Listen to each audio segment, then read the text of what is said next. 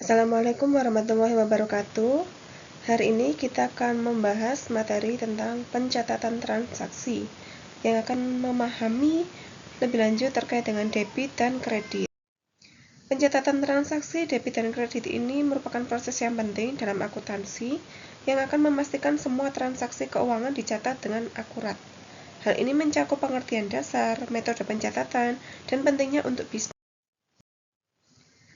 Debit mengacu pada pencatatan yang menunjukkan penambahan aset atau pengurangan liabilitas, sedangkan kredit menunjukkan pengurangan aset atau penambahan liabilitas. Keduanya sangat penting dalam pencatatan transaksi keuangan. Debit dan kredit memiliki fungsi yang berbeda dalam akuntansi. Debit biasanya digunakan untuk mencatat peningkatan aset, sementara kredit digunakan untuk pencatatan liabilitas atau pengurangan aset. Pencatatan transaksi yang akurat juga sangat penting bagi perusahaan untuk menjaga keuangan dan menghindari kesalahan yang dapat berdampak negatif. Hal ini juga berguna untuk audit dan keuangan. Metode pencatatan yang pertama ada metode manual. Metode pencatatan manual ini akan melibatkan penggunaan buku besar untuk mencatat semua transaksi. Hal ini membutuhkan ketelitian dan pemahaman akuntansi yang baik, walaupun kini banyak bisnis yang beralih ke metode digital. Selanjutnya, menggunakan software akuntansi. Software akuntansi dapat membantu perusahaan mencatat transaksi secara otomatis dan dengan lebih akurat. Hal ini akan mempercepat proses pencatatan dan meminimalisir human error. Sistem pembukuan yang umum digunakan seperti sistem akuntansi berbasis kas dan accrual digunakan untuk mencatat transaksi. Memilih sistem yang tepat juga sangat penting untuk kebutuhan bisnis. Di sini akan ada contoh transaksi debit. Contoh transaksi debit ini termasuk saat perusahaan membeli barang dan membayar tunai. Pada saat ini, akun kas akan berkurang dan akun persediaan akan bertambah, yang mencerminkan transaksi tersebut dengan jelas dalam buku besar. Contoh lainnya adalah pembayaran gaji karyawan, yang juga merupakan pencatatan di sisi debit. Kemudian contoh transaksi kredit dapat dilihat ketika perusahaan tersebut menjual produk secara kredit. Dalam kasus ini, akun piutang akan bertambah dan akun pendapatan meningkat saat penjualan dicatat.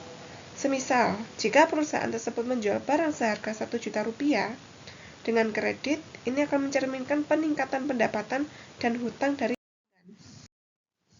Kesalahan umum dalam pencatatan juga termasuk mencatat transaksi di akun yang salah atau kelewatan dalam pencatatan. Hal ini dapat mengakibatkan laporan keuangan yang tidak akurat dan akan mempengaruhi keputusan manajerial, sehingga penting untuk selalu memeriksa entry sebelum mengesahkan pada buku besar. Dampak kesalahan pada laporan keuangan ini dapat menyebabkan laporan tersebut akan menyesatkan. Hal ini dapat mengakibatkan keputusan yang salah oleh manajemen, masalah dalam perencanaan anggaran, dan berpotensi masalah dengan pemangku kepentingan seperti investor atau kreditor. Untuk menghindari kesalahan pencatatan tersebut, penting untuk melakukan pengecekan rutin, menggunakan software akuntansi yang tepat, dan melatih karyawan dalam melakukan praktik akuntansi dengan baik. Kemudian menjaga catatan yang terorganisir juga akan membantu memastikan akurasi dalam pencatatan. Selanjutnya kita akan melakukan posting ke buku besar. Buku besar ini merupakan salah satu elemen fundamental dalam akuntansi yang akan merekam semua transaksi keuangan perusahaan. Memahami cara posting dan penggunaan buku besar juga penting untuk menjaga keamanan laporan keuangan. Buku besar ini merupakan kumpulan akun yang mencatat semua transaksi keuangan perusahaan.